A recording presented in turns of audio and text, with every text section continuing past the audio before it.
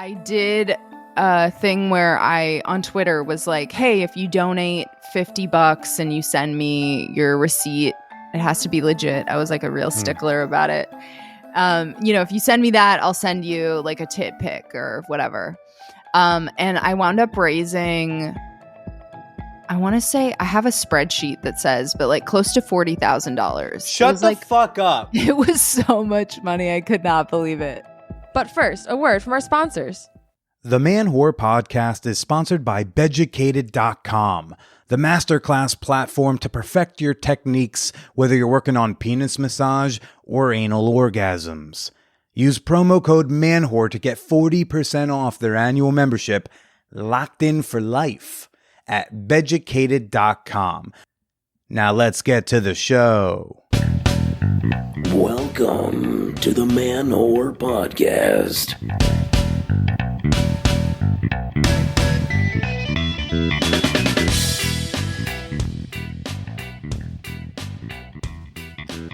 What's up, you sluts, you strumpets? Shout out to the harlots and whores and really anyone who's doing the Lord's work making people come. What, he turned water into wine? You don't think he could have snapped his fingers and made your pussy tingle a little bit? Come on, he's Jesus. This is Billy Presida, and you are listening to the Man Whore Podcast. Welcome to the show if you're new. Hey, welcome back if you're not. This is the podcast that started as a sex-positive quest for love, interviewing my exes about why we didn't work out. Now we talk to a variety of sex workers, feminist authors, queer performers, sex educators, dating experts, and fellow comedians.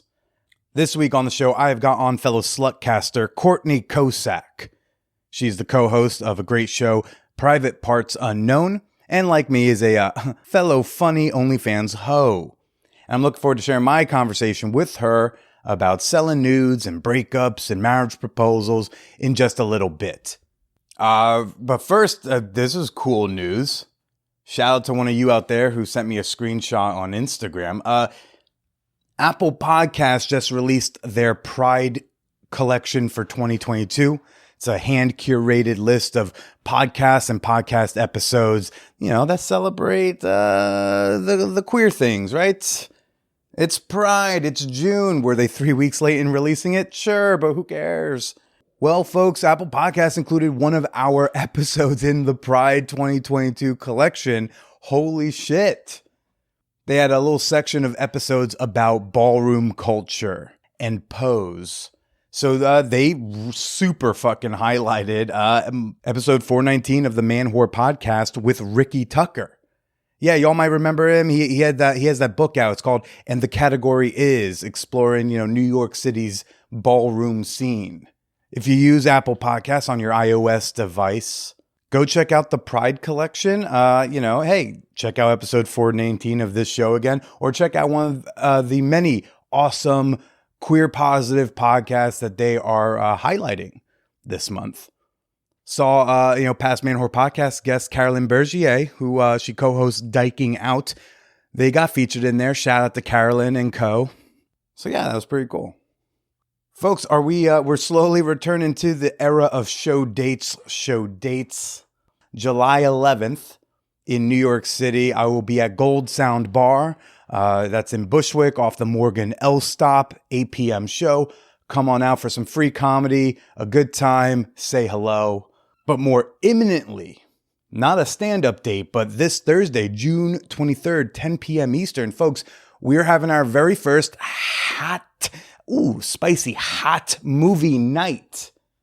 All of my Patreon members have access to the Fan Whores Only viewing channel in the Champagne Room. And on Thursday night, I will be streaming for us the hit 1972 adult film, Deep Throat. What, you never watched porn with your friends before? Pfft, come on. Lame. Join us, to crack some jokes, to eat some popcorn, quote unquote, enjoy the film.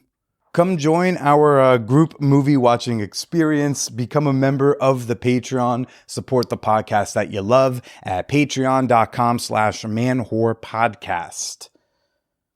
After you join up on Patreon, make sure you have created an account on Discord to join the Champagne Room. Even if you're not a Patreon member, you can join us in the Champagne Room to discuss a slew of topics. From kink to sex toy recommendations, parenting advice, politics, gaming, and more. So again, for the Patreon, the link is patreon.com/manwhorepodcast. For the Discord server to join the Champagne Room, you can join that for free at manwhorepod.com/discord. And Thursday night, fan whores, turn your mics and cameras on or off to your comfort level and let's watch some deep fucking throat. Together. Like pervs. Oh, I love you guys too. One of those members, by the way, I want to give a shout out to right now. A shout out to John Wertzler. Fan whore appreciation moment just for you, bud. Congratulations on trying some new stuff. I don't want to give too many details and like out you or nothing, but I'm wishing you the best of luck and I'm going to respond to your email soon. All right, buddy? Hey. Okay. Thanks for supporting me on Patreon, buddy. And thanks for supporting the show. Maybe I'll see you Thursday night for a hot movie night. But anyways, folks, this week's guest, Courtney Kocak. I did her podcast, Private Parts Unknown, years back. And she, well, as you heard in the teaser up top, she was part of a corral of female comedians who, in June 2020, offered up nudes to raise money for the Black Lives Matter movement. You know, that's one way to use privilege. She ended up raising like 40 grand. Holy fuck. You are going to hear a bit up top about my breakup with Wallet Note Lady because we recorded this a week after the breakup. Is one of those like delayed releases. And clearly it was on my mind. But we'll get past the Wallet Note Lady stuff soon enough and learn a whole lot more about Courtney Kocak. The Man Whore Podcast is sponsored by Beducated, the masterclass site for making others or yourself come. Well, they do focus on other things besides, making folks come, but you get the idea. This is an insanely useful website. I've used it myself to up my sexual techniques. We're all trying to burst out of quarantine. We're all getting comfortable touching and fucking and sucking again. And you know what? Some of us might be a little bit rusty, and that is okay. Some of us may want to burst back out onto the dating marketplace with some new marketable skills, so to speak. And Beducated.com is the best place to do it. I love their video courses using real sex educators, not just some voiceover and a diagram.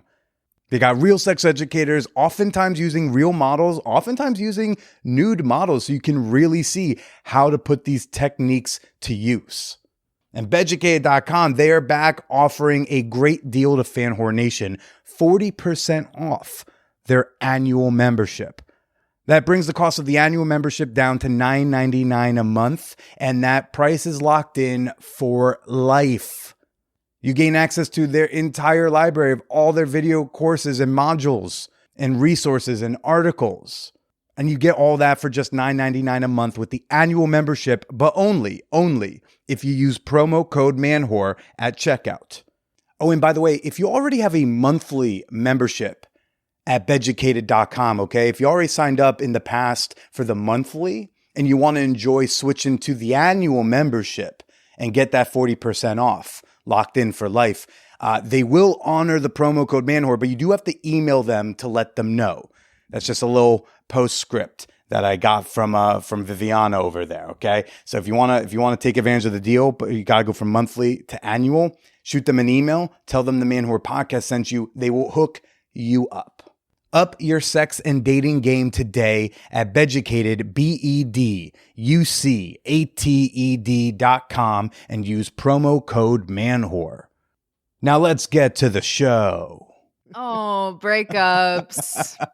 I think I told you this, but I was like so bad at I have historically been terrible at breakups. Yeah, you sent me links. You were like, oh, I was like, oh, she's professionally bad at breakups. I'm professionally bad, as evidenced by this essay in the LA Times. Washington Post. I'm like, yeah. When your breakups get amazing press, apparently. I know, right? I know. I need to do a whole book. Yeah. Was it weird to listen to that knowing we were about to chat? No, I wanted to catch up with you a little bit. I was like, let's see what's going on with Billy. And then I was like, oh no. You For feel the caught the third fuck time up? though? The third breakup with the same person? Yeah, my parents separated and got back together 5 times before they actually like did Oh. the divorce. So this feels almost genetic, but it's not like I'm the one breaking up. Get back. Like each time I get dumped, I go like, I guess I'm dumped, and then she kind of creeps back in or dangles out this like possibility. And even in this latest one, I was like, look, if you figure what you want, like maybe you call me months from now, not days from now, mind you. Uh-huh. I've gotten 2 missed calls already, but like months from now, you figure out what you want. If I'm part of that, you want to grab coffee, like you have my number, but you gotta leave You're me giving her alone. the blueprint though. Yeah, it has to. I know. Here's the thing. It also became or like breaking up and getting back together became part of like my romantic story I told myself about like it can work and it can be this like beautiful thing and and then I just became too open to that in a way where it never could work because we never got enough distance and it was Mhm. never like the actual being apart for long enough to appreciating the person. It was like, oh no, this is part of our romantic story, which is so fucked up. Yeah, it's like you jump back to trying to get back together to solve the Yes. temporary, immediate pain instead of doing the delta change that is required. I got a bunch of these like unread text messages and Instagram DMs and an email, and this is all since Saturday. And whenever people listen to this, I don't know when it will be, but I have to not respond. I have to let that change happen over there and take care of me and heal over here. At least Totally. that's how I just digested I it think with my that's great. therapist 5 minutes before we got on mic. I'm fresh out of therapy talking to you right now. Sounding really sane. I'm trying. Well, thank you for the sanity check. Courtney Kocak, hey, fellow sex podcaster and Right. OnlyFans hoe, mind you. I've heard. Yes. What was I know you're in a long-term relationship right now, but what was your last breakup like? Breakup. Okay, so I've been in my relationship for 5.5 years. Mazel. Yeah, thank you. And prior to that, actually the worst breakup that I've been through recently was a friend breakup that I went through like the first year of my relationship with my boyfriend. And it was actually more brutal in some ways than romantic breakups, but that's a whole nother episode. A friend breakup. You did like a formal friend breakup. Yeah, we just like it was scorched earth. It wasn't like an official break. It was like very clear that a breakup had happened. Why such scorched earth? What'd they do? I think it was just,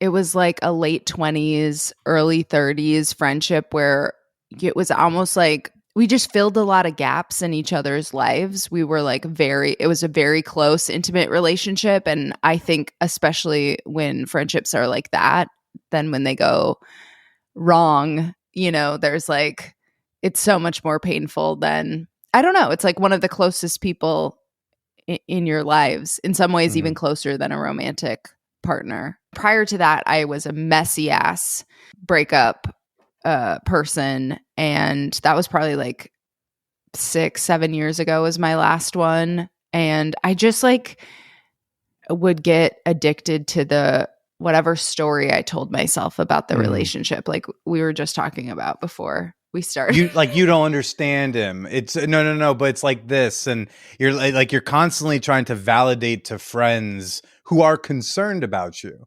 Right. You're trying to constantly be like, no, but it's okay. But it's okay because of this and that. Then they go like, hey, it's been a year of you trying to justify a bunch of things, telling me it's all one thing. Yeah, no, totally. And I would just, if I was too attached to like the future that I saw with that person, then it was so hard to let it go and to actually start over. And I couldn't do that. So I would just like keep myself available for them or tried to create the scenario under which we could get back together. And so I did that with probably 2 or 3 serious relationships and then a couple smaller ones. And then I was like, okay, you're done. And that's actually how I met my current partner. I could feel myself like reenacting this thing, and I had broken up with this guy, and then I was trying to get back together, and it was just messy. He had a girlfriend. Wait, now why you break up and then because this is what I'm experiencing is you do the breaking up and then you also want to be the one to get back together. Well, I broke up with him. In not all the scenarios was I the person. Sure. Typically, I was getting dumped. But with how this much do you guy, think it matters who's doing the dumping? It depends more like why. Well, Because, why? What are some of the reasons you've been dumped in the past? That's a good question for my exes. Oh, have you thought about maybe starting like, I don't know, a podcast where you talk to your exes and ask what happened? It's a great idea. It's very popular these days. Seriously. I know. So I broke up with this last guy, this fuckboy, because I wanted him to stop fucking other people and like realize that I was the person.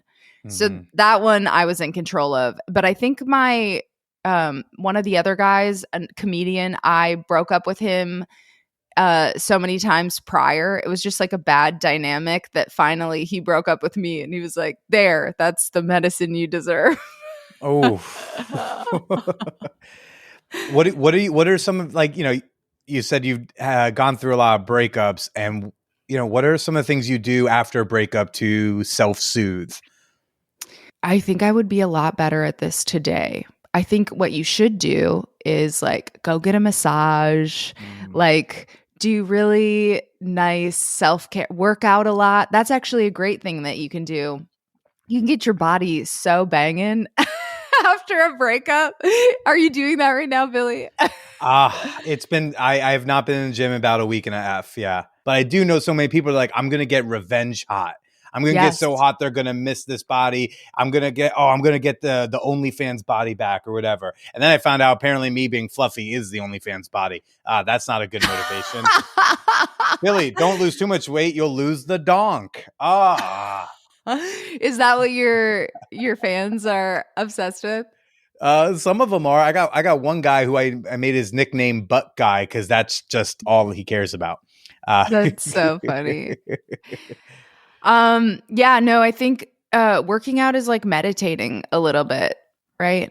At least it is for me. So I can blow off all that steam and those messy feelings and get hot in the process. I mean, win-win. When you're reaching out to try to get back together with people, whether you did the dumping or not, in all these attempts to like kind of make something that isn't working, trying to make it work again, do you like, how self-aware are you of what's happening? Probably not very. I mean, I like it's almost a version of myself that I'm not acquainted with anymore, I feel like, because it's been so long and I've had enough distance and perspective from that to be like, that is not how it works.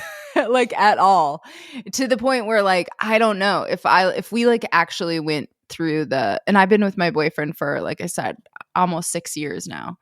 So if we went through like all the steps to get to the point where it was like a serious breakup, I think I'd be like, no, we have to stay broken up for hopefully, I mean, maybe forever, but like for at least, 6 months to a year minimum. I'm not even going to talk to you. Yeah. I'm like that too. I'm like, no contact. I need to recover first. Like the first breakup, we start texting again like the next week, and that's partially my fault. I was sub posting a lot, and then we started talking again like days later. Second breakup, she's contacted me right afterwards saying like she made a mistake, she wants to get back together, and I was like, I need time to heal, so I took like weeks to heal, and now I'm like, well, now I'm gonna need months to heal. Like I'm just Okay, so wait, can I ask a couple questions about this? And I got Please. some of it from the other from listening. But so she broke up with you because she says you have anger issues? It was like one of the things that was listed, but at the same time, it's a thing she also acknowledges there's been growth and change on, like measurable, demonstrable change since it first was raised. So it's not like there was a fucking psycho incident, you scared the shit No, out of me, like you need there was one in November where I was scary, but not physically. Like I didn't punch anybody or the Uh-huh. wall. It just was like a really long, dragged out, angry, broken fight that went to like 6 a.m. Mhm. After a play party. Um, so, Was it but a no, there's no jealousy like. kind of situation? No, I don't really get jealous very, very easily or very much. And when I do, I'm pretty good at handling it. She was having a lot of struggles with me with other people. Uh, But no, that fight was just a whole big blow up. And, it was scary to me because like it's a side of myself that I don't see often, but it's a side of myself that scares me because like I don't hit anyone. But the idea of not being in control or feeling out of control is scary. It's why I right. don't do certain like really hard drugs. I don't know what's going to come out of my mouth. If I'm like fucked up on, if I do acid, I'm like, I don't know what secrets I'm going to reveal. The secrets of the universe, bro. I wish. I'm nervous. It's going to be something in my soul I didn't want anyone to know, or like the idea of not being as in control of your body. I'm like, I don't know. But you're still responsible for your actions. Right. So my way of taking responsibility for those potential actions is just not doing the hallucinogenic in the first place to prevent Mhm. such things from happening. But no, it's not like there was like these series of like Billy's punching holes in wall or putting his hands on her or something like that. Just there were a lot of like panic, nervous fights. She's a really anxious person. She's out of a 12-year relationship, and Mhm. marriage that she's still not over. And so I think, and I met her a week after she left her husband. So how long have you been seeing each other total? May 23rd would have been our 1-year anniversary. Oh shit. Well, maybe she just needs a little time to get over her other partner and then maybe you could start again. But I love them. Such a dangerous sentence people say. Yeah. Why? So why'd you drive? Tell us about the driving over at whatever hour. Oh my fucking God. Well, probably my first like psycho breakup. I take that back, but first recent psycho breakup. He moved, we lived together in this building and he moved upstairs and across the hall I could hear his toilet flush. So it was torture to live in that building and come home and I could like see when he was there and when he wasn't and whatever. And yeah. So I wound up getting a gig as a property manager and I moved, like several blocks away. But anyway, with him, I had a couple times, at least once, that I remember where I drove over there in the middle of the night and was like just so like couldn't believe that the breakup was happening and how it was going down and like knocked on his door. One time he Oh. wasn't there. One time he let me in. How long did you stay outside until you realized he wasn't even there, though? Probably like 10. I have no concept. no. It was so sad. I know. I look back now and I'm like, tragic. God, get a grip. I also begged, one of my essays is about begging this guy to get back together with me. That was my last one. But this is how it worked out for me. So I begged this guy to get back in a relationship with me after he'd already told me he had another girlfriend and yada yada. So, but anyway, I stayed at his place and we were like sort of making out and snuggling. And I went home, yelled at him on the phone on my way to this appointment, was yelling at him the next morning. And I got pulled over for a phone ticket in LA by this cop. And I just kept him on the line and was still like begging him to be in a relationship with me. Cop didn't show you any mercy. he was just like, it was just pathetic. He was like, Were ma'am, you do you just want to like, I get off thought- the phone? And I was like, no. Were you just like, white lady tears usually help in these situations? What's wrong? It was like, yeah, no. This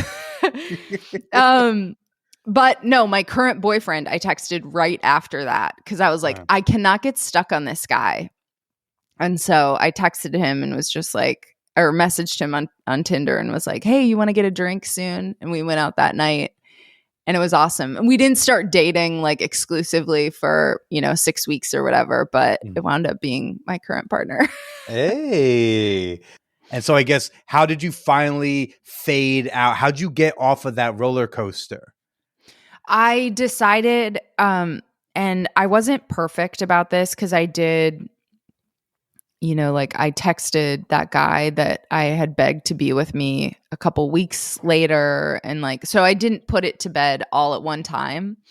But I did tell myself after having gone through this pattern multiple times with other people, I was like, okay, you got to stop telling yourself this story about how it's going to end.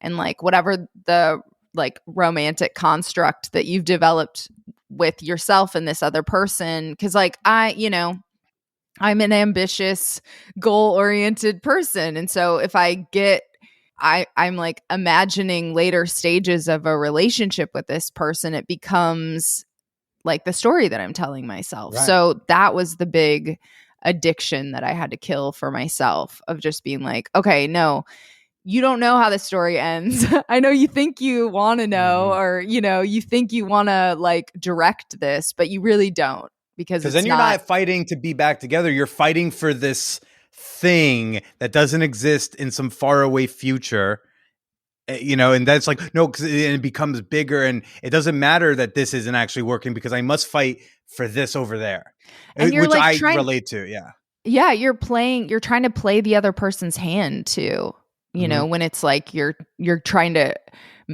manifest or determine this outcome with someone else. It's you're totally obsessed with whatever you're trying to play their hand, and you can't ultimately control it. And the moment that you try to control it, I feel like that's when it really backfires. And that's what makes it where you even if you were a good match with that person, just getting into that dynamic with them where that's happening is just bad. Absolutely. Yeah, that's a great way to put it, trying to play their hand. And you can only play your own cards. You can hope they play them a certain way, but you can't rely on it. You can only do you. I can only take care of myself. I can hope X, Y, and Z is going to happen over there. But these are the cards I got, and this is what I got to play. And I got to do what's best for me and what's healing for me. So you started dating your current fella as you were getting over this fuckboy, and at what point was that just in the rearview mirror and you transferred over to this right in front of you? I had a really amazing date with my current partner. First date, probably the best first date You I've ever saying been partner on. you don't do boyfriend, you like partner? I like boyfriend. I don't know, we might get married. It's pretty serious. I don't know. I just came out of my mouth. I guess whatever. I was just curious. I didn't think of it that it was gonna have some permanent outcome or anything like that when we started dating, even though it was awesome right away. I didn't see it for that. I told my friend, he's going to be Sophia, who's my podcast co-host. I was like, he's going to be awesome for somebody else. So I didn't think, it was going to work out like that. And then just slowly he was like, you're a comet, he's like, you take off, but I always know you're going to come back around. And that's how it was for a little bit, where I would just, be working on work stuff or going out with other people or whatever, and I wouldn't see him that often, but he was so reliable, and he showed up, and he wanted to do little shit for me, hang up bulletin boards and whiteboards to help with my writing, and he just cared about that. And I was like, that is really hard to find, someone that is going to support you on your stupid little artist path.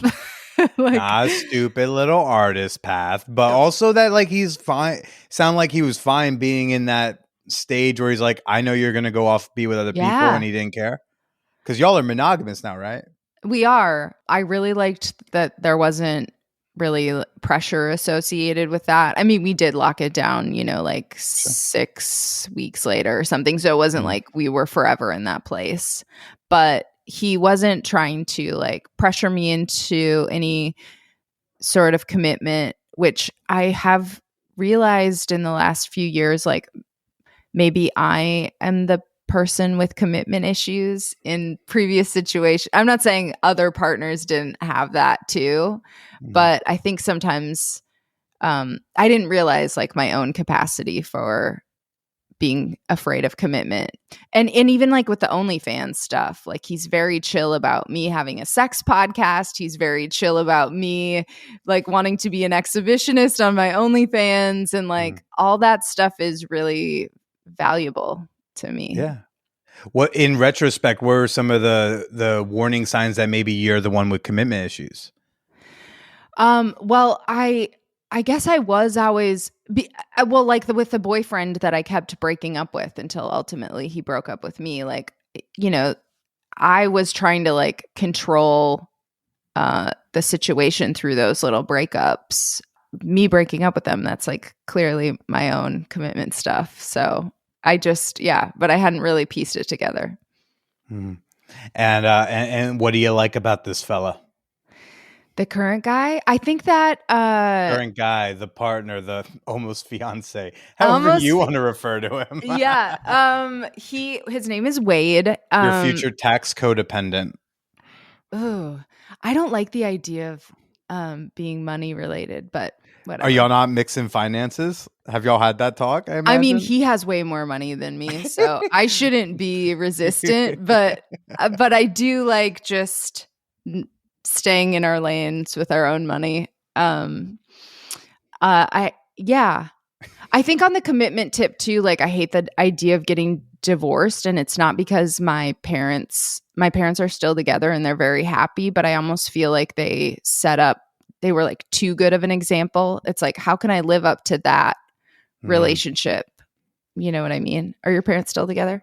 No, they got divorced like right after I graduated college, but it took 8 years and like Oh 5 yeah, you said. separations. Yeah, it was wild. Like initially my dad did not know how to like, decorate a new place, but by the time they got divorced, like that dude knew how to set up a 1-bedroom apartment in Fort Lee, like he knew where that frame thing goes. He knows which That's so funny.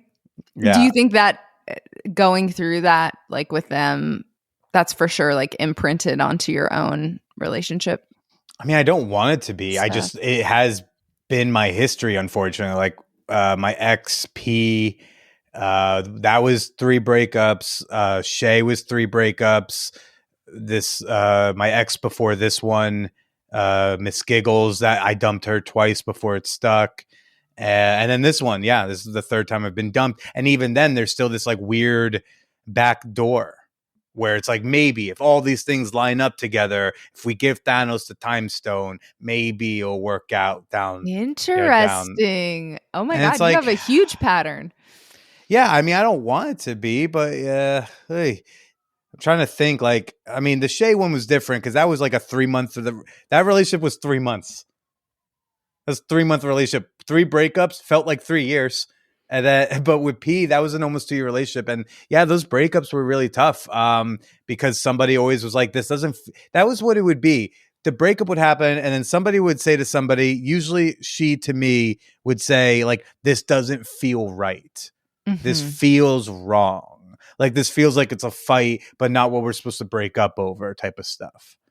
And that kind of would rope me back in because I'd be like, I mean, I didn't want to break up when you broke up with me. So now you're Right. inviting me back in. I come in and now I'm realizing like I'm being invited on and almost traumatically kicked off a roller coaster over and over again. It's just Mhm. like the worst Disneyland experience you'll ever have.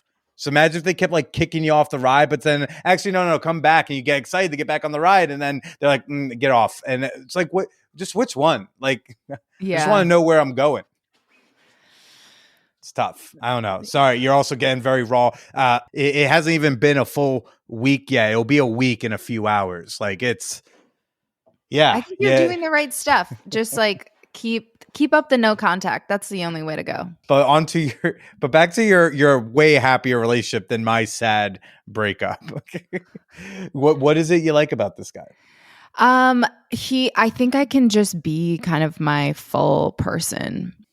Yeah. He's super cute. I love fucking him, but it's not like I feel like the things that you think that you're going to be attracted to when you're younger or that you are attracted to, at least for me in like earlier relationships, it's like don't matter as much in adult long-term relationships. It's like, is this person fun to do stupid shit like go to Target with? Yes. Okay, that is a good partner. You know what I mean? Versus like, is this the hottest guy ever? Or like, I don't know. I just those little kind of things start to matter a lot more. The abs matter less to you at some point. Yeah. Abs aren't even on my scale. And you're thinking that this might become like a married situation? Yeah, well, we've been living together for like 5 years. We started living together probably 6 months in. And so what are you waiting for? Pop the question, Courtney. No, I'm not proposing. No. We do have my grandma's ring. This is horrible. My brother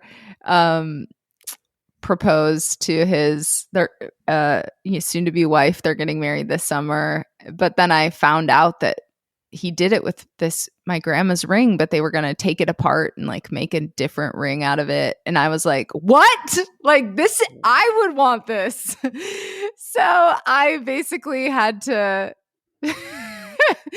my brother's soon to be wife had to give back the ring.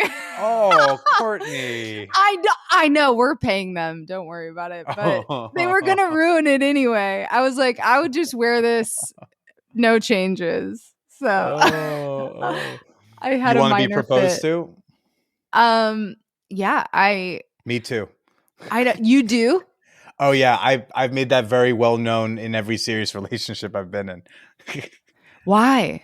Oh God, it seems awesome. Like I would love I specifically want like a flash mob surprise like proposal. And here's the other thing. I'm not going to do this whole we've negotiated getting married before it happens thing. Like there's got to be, I think wedding proposals where like you've already agreed you're getting married and then someone's got to do this big song and dance is bullshit. There should be like a 5% chance someone could say no. Like you've basically agreed to it without agreeing to it. You've talked about it in concept and then it's like, yeah, fucking roll the dice. For Philly, relationships are not extreme sports. What? You're like, if there's no adrenaline, I'm not in.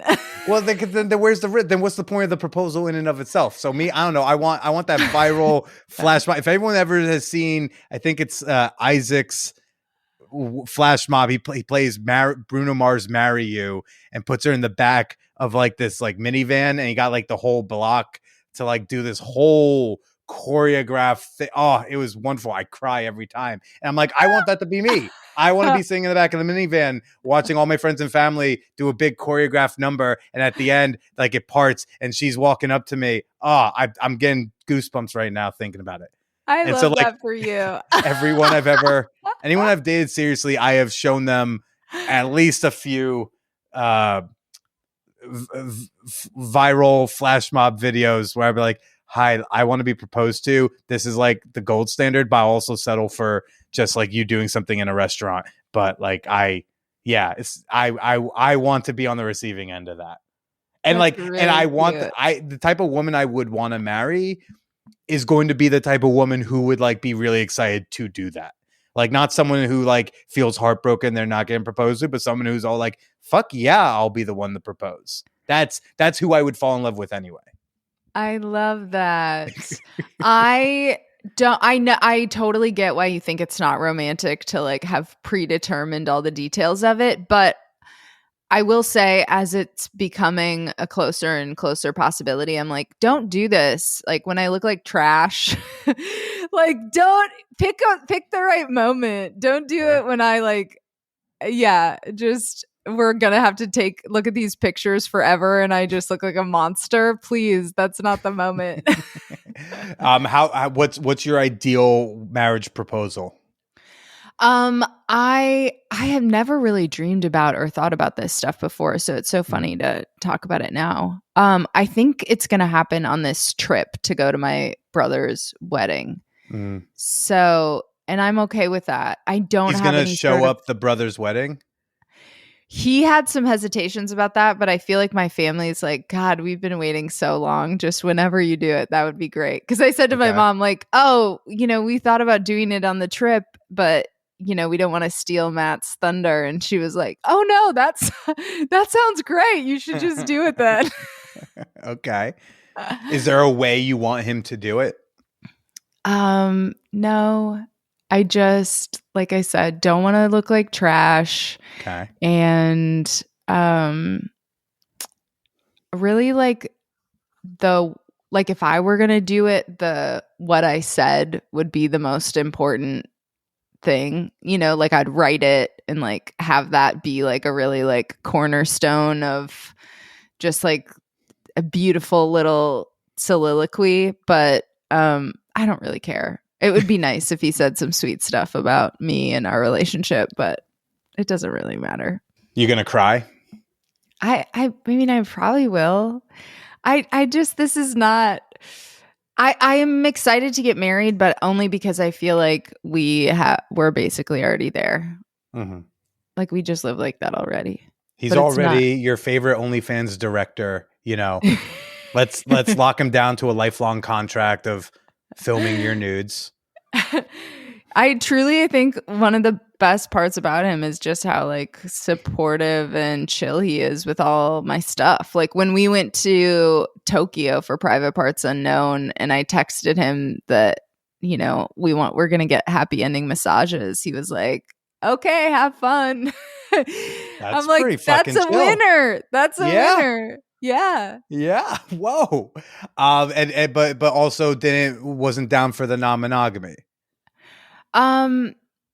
I don't know. I'm sure I could negotiate it if I really wanted. And like, I'm not going to say there's never going to be like, we're never going to go to Amsterdam and like do that together or, like that. There could definitely be something like that, but it hasn't been a priority to have a relationship with non-monogamy thus far, aside from my little happy ending massage and shit like that.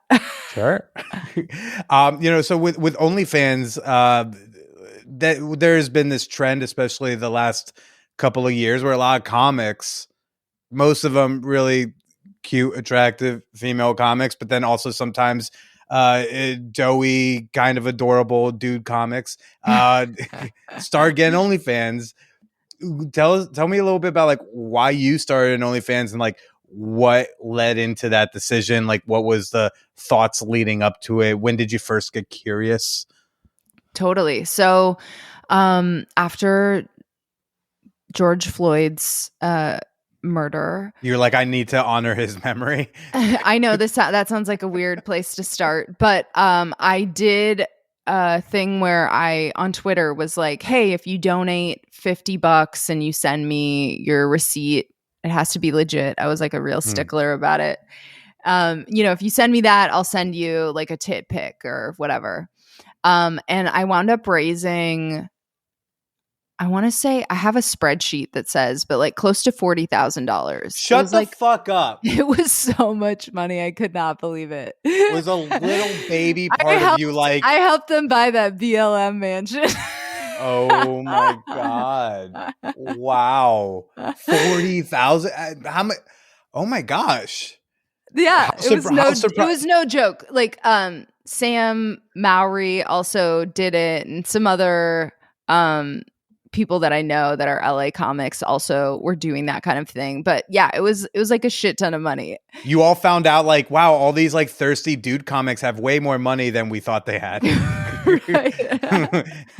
You're like the Chris Halls. Yeah, him too. Whoa, he has more. Plus, I feel like pandemic vibes too. It was like we were all so thirsty for interaction. Mhm. That was kind of like a thrilling mode of interaction. You know, aside from like I obviously wanted to help the cause, which is why I initially did it. But it was just fun too to kind of, even though it took like that, there was like a week or so where I was basically just constantly DMing people nude pics of me or like tit pics or whatever. And I enjoyed it. I don't know. And I loved getting feedback on the photos. And OnlyFans was also having a moment around that time. So I was like, oh, maybe I want to do it this way. And when I started my OnlyFans, I was also donating like a large percentage of it to BLM as well. And then I wound up just like keeping it because I really enjoyed doing it. I like love doing photo shoots and that kind of thing anyway. So, and I have always had a fantasy, like I really want to be on Playboy. I'm still trying to make it happen in my old age. But I don't know. It was like, and being in a relationship with my partner for close to 6 years, like you do feel a monogamous relationship. There is like a little bit of your flirtatious side or whatever that you like don't get to explore as much. Right. And so it was like a really fun outlet for me to have. And it was awesome that my partner was just chill with me doing it. And it's kind of crazy. I mean, I don't even do anything super wild on my OnlyFans, but you know, when you look back and you're like, oh my God, I've made over $15,000 or whatever for like just this. It's nice. Same. I'm just like, whoa, really? Yeah. Wow. It is. I do like it's an interesting thing to think about because I'm like, I wonder if I was younger and I would have had this, like what, you know, there's a lot more time, right? There's less mature. I would have had less maturity and a lot more time to like maybe do things I regret, but I don't know. I'm just curious what it would have been like because I love the movement of it. Like I love that people are able to have the agency to sell whatever form of sex work they feel comfortable with. And so like I love the idea of OnlyFans. And sometimes I like get in these hypotheticals of like, I wonder, what it would have been like Might if have I gone had down this. a different route. Yeah, truly. Ended up on that Playboy cover. Yeah, probably more likely. Yeah. You know, do you self shoot or does he shoot you or do you have somebody you collaborate with who shoots you? I usually just bank a bunch of content at the same time. And then, but really, I mean, like, are you setting up your shots by yourself and you're like self-clicking or do you have somebody come in and like take photos? So typically I will either do like a body paint shoot or some other shoot at like a studio in downtown LA or something like that. Or like I go to the body paint guy's house and he does some videos while he's doing it. And then he, you know, takes pics as well. And so I'll bank a bunch of content at the same time from those kind of more like intentional shoots. And then I'll also just, you know, occasionally video myself in the shower, or they really love that like casual day-to-day stuff where I'm like, why? Don't you like it when I'm like my prettiest and like, but because you seem like someone who doesn't do quote unquote porn. So it's like you're actually like somebody that could be like a neighbor that they might perv on or something, as opposed to someone who is like extra done up and very porny looking or porny acting. No, I definitely get the appeal of that for sure. Do you remember when you first started feeling these urges of exhibitionism? Oh my God. This is funny because during the pandemic, I wrote a draft of an essay collection that I'm working on. And This has been with me for a long time. I was one of the scenes in the essay collection is like I'm at the bay window of our house. I grew up in Minnesota, and I'm like stripping. I think I What's had a just bay seen window? a bay window is like a big window Okay. that has. I think I'm using that right. Like Is there like a because I didn't like a bay body of water? bay window. Yeah, it's like got three panes of glass. You know what I Okay. mean? So it's like a 3-part window. Anyway, little So education. interior design Yeah. time got over. But I was stripping in front of this window, and there's like neighbor kids outside watching. I think I had just seen Pretty Woman or something. How old are Something you? that young, like Oh, okay. 4 or 5. Oh, Very okay. young. Everyone has a very different image now. Wow. Okay. No, I know. Anybody else worried about the FBI busting in right now? Cool. Great. Okay. Listen, this is not to get you horny, but this is what I was doing when I was like I 4 thought years this old. was a more adult version of you, or maybe a college version of you. No. So it started very young. And I Yeah. remember like feeling sexual as a kid. I don't know. I think everybody starts at their own place. Yeah. But anyway, so I had always loved the idea of sex work forever, as long as I can remember. And I think just wanting to do Playboy and all that kind of stuff like went along with it. Like, I mean, how old were you when you thought like I would like to be in Playboy? As long as I can remember. I mean, Wow. truly. Yeah. And have you ever like unpacked like what that was about? What the thrill of it was for you? I think just exhibitionism in general. Like I love the idea of being watched or someone, that kind of adoration that comes with it. And I mean, I've definitely had awkward stages, so maybe it has something to do with that, or I don't know. I feel like if you felt like an ugly duckling and then you experience the flip of that, you're like, oh, this is amazing. And then just the way that our society like rewards beauty, I feel like is kind of probably why a lot of women have that. Have you ever explored your exhibitionism in your adult sexual life? Like, have you had sex in front of other people or had someone come watch you? Were you and Sophia in the same room for the happy ending? I honestly, I might have been okay with that. I don't know. I used to have this thing where I wanted to have sex in public all the time. Yeah. Or like in parking lots or at the airport or truly wherever. So I'm less like that now just because I'm, a fucking grown up and I'm like, I want to have sex where it's comfortable. But I still like the idea of grown it. Up. Okay. Calling us childish over here. I mean, less of a thing over the years for sure. Sure. I think as you get older, you get more worried about getting arrested. Yeah, that's not a concern for me. It just doesn't have. I'm just like, oh, the logistics of it aren't as good. But if someone was just like, like with photo shoots or whatever, like I would get naked almost anywhere. God bless you for it. I share a similar attitude, for better or for worse.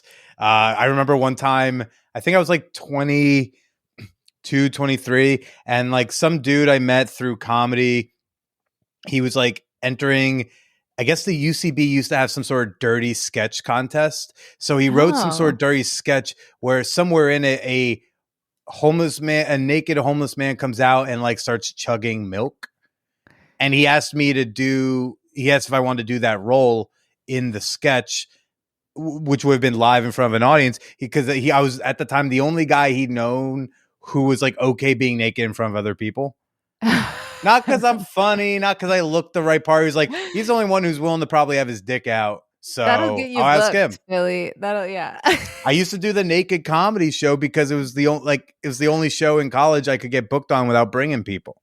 That's hilarious. So I was like, all right, sure. Yeah. Yeah. Like, have you maybe gotten a request or had an interaction that like made you think about things? Well, I did get some the funny part about because OnlyFans is mostly anonymous, right? Right. Like you, unless the person's like, I'm Patrick Smith or whatever the fuck, like you don't know who the person is. Yeah. But when I was doing that, like one-to-one sale, not even sales, but where I would give them the nudie pic, it would Mhm. be like people that I knew Absolutely. messaging me. Right. And so what was hilarious was some people that I'd worked with before, or like a family friend that I did not think was going to hit me up, were definitely like, hey, so here's my receipt. And I was like, okay, well, here's the pictures. How'd you feel about the family friend one? I thought it was so funny because, yeah, I don't want to give anything away about this person, but they're like a person with kids, and like I knew Have you their seen him wife, since? Have you seen him and since? yeah, they've invited me and my partner to a couple parties. But I was just like, oh, that's so funny. I had no idea you wanted to see me naked, but here you go. I mean, Courtney, most of the people who know you who probably want to see you naked. Like, I would imagine you know that. But it's just funny that, like, yeah, no, we're just good. I don't know. I like to think that he's trying to be like, here's my receipt. It's for the cause. It's for the Totally. cause. You know, Some I people don't. were like, if you want to or not or whatever. So I would have to like parse out if I thought they really wanted me to send the pictures. And then some women too sent me, which whatever, happy to Sure. send, but I couldn't tell if they were like just trying to be nice or they really wanted the picture. So I would send them like They all something, but wanted not the picture. If they were being nice, they would just donate. They wouldn't DM you a receipt. They would just be like, oh, I should donate $50 to BLM. They'd be like, I mean, if I get to see her tits, I guess George Floyd deserves this. So I don't know. Maybe I'm going to start donating. I'm just going to start dedicating dick pics to mass shootings. Be like, this one's for Buffalo. Well, but I imagine do you see an end in sight for your OnlyFans, or do you think you'll be doing that for a while? It's interesting because like I want to write for TV. I've done a little bit of that, but I would like to do a lot more. And so you think about yourself a little bit as like a brand in a way. I hate that, but Yeah, whatever. You have to think about yourself in hireable terms sometimes. And so I think I've done a really good job of kind of like splitting my image in a way that works. Like I have the sex podcast. I don't post a ton about my OnlyFans on my main profiles. I kind of have like separate profiles for that. And I don't feel like there's any sort of urgency to me quitting. I'm like, I have a wholesome. It was so funny. I met up with Gustavo, who's like a porn writer the other day. Gustavo Turner? Yes. Yeah, And yeah. he was like, on your wholesome page, I saw this, yada, yada. But I was like, that is kind of how it is. I do. It is. They are divided in a way where I think it kind of works. And because of that, like I said, I don't feel like any urgency. Like I need to turn this thing off, or I need to like figure out a rebrand. It's like people kind of meet me where they want to meet me. And if that includes my like Coco Peep Show account, so be it, Coco Peep Show. Hey. But do you really think, I mean, I feel like the pandemic, if anything, so many people got into either the casual nude sending or like full on OnlyFans stuff. I mean, do you really think in entertainment that's going to, unless you're trying to do Disney, do you really think that's going to be a deal breaker moving forward with so many people from Bella Thorne to an aspiring actress selling some nudes? That's a really good question. And like, if I had You don't my wanna find brothers, out. it wouldn't matter. It would like if I got to pick, it doesn't matter. You know what I Okay. mean? And like, I try to promote as much sex positivity as I can and destigmatize. And like, that's why I also have a sex podcast, you know, so I can have those conversations. But am I naive enough to think like that never comes into play or there's never factors? I do think the pandemic really helped, and just how widespread OnlyFans became, it just became a lot harder to hold that discrimination because there's going to be a lot of people you have to leave out. Yeah. But you know, the entertainment industry is super fickle, and like do I think there will be fickle moments in the future where people get flagged because of whatever past involvements? And it's like, there's enough shit about me on the internet already, so like if they want to find a reason to disclude me, like they totally can, but I don't want to like help anybody do that. Sure. You know what I mean? Discriminate against me. And yeah, but I do hope it continues to move in that direction where it's like becomes less of a big deal. Big deal. Yeah. Yeah. Well, Courtney, thanks for chatting with us and sharing so much and low key therapizing me at times. You know, if people want to go listen to your show, Private Parts Unknown, or take a look at your private parts on your OnlyFans or follow your work at large, you know, where can people go and follow you? Yes. So check out my podcast, Private Parts Unknown. Billy did an episode, God, a couple years ago, right? Man, yeah, I think you must have been newer with this boyfriend. This might have been like 2018. Yeah. Yeah, this is like I think a while it was right back. after we started doing the Private Parts Unknown, Mhm. because the show's been through an evolution. But anyway, yeah. There is an old episode with Billy on, and we have also done recent episodes. Like I said, we go to different places like Helsinki, Mexico City. We went to Tokyo and we got our happy ending massages. That's a really fun episode. I'm also just on, you can follow my wholesome accounts at Courtney Kocak. My last name's Kocak. And then if you want to follow my OnlyFans, I am at Coco Peep Show. And I also have some social media accounts with that handle where you can see some tamer, sexy photos if you like that. Fantastic. Well, $40,000 worth, says some people like that. Wow. Fucking wow. Well, Courtney, thanks. You were phenomenal. You were very fun to chat with. I look forward to seeing you next time you're on the East Coast. And I hope you get the whatever wedding proposal you want.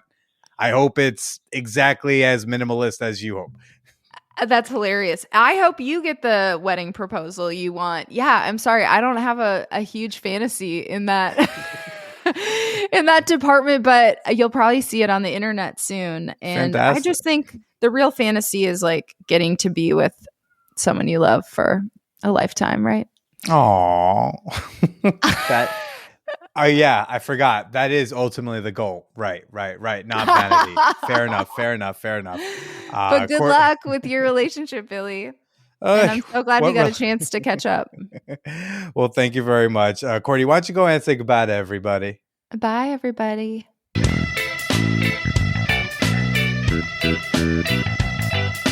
Join us for the very first Hot Movies Night this Thursday, June 23rd at 10 p.m. I want to give a shout out to our friends at hotmovies.com. If you use promo code MANWHORE when you sign up for any of their packages, you will get 20 free minutes on the house. They have hundreds of thousands of adult films to choose from, including retro classics like Deep Throat.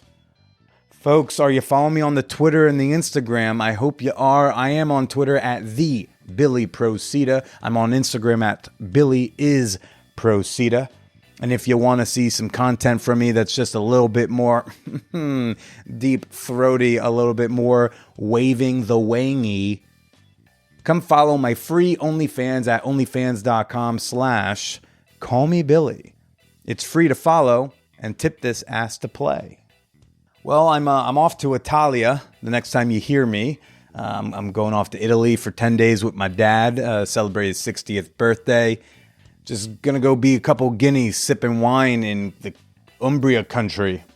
If I have any listeners in Umbria, I'll take recommendations of what to do. I hear there's a chocolate factory and a waterfall, and that's about it. But I am very much looking forward to the trip. Be kind today, everybody. Be kind. Be hopeful. Come from a place of love and not fear.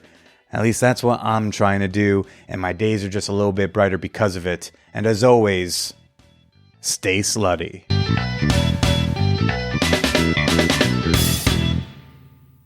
It's the vibrator that has no equal. And now, Motor Bunny offers their thrusting sex machine, the Motor Bunny Buck. Enjoy a fan whore discount at manwhorepod.com/motorbunny or use promo code manwhore at checkout.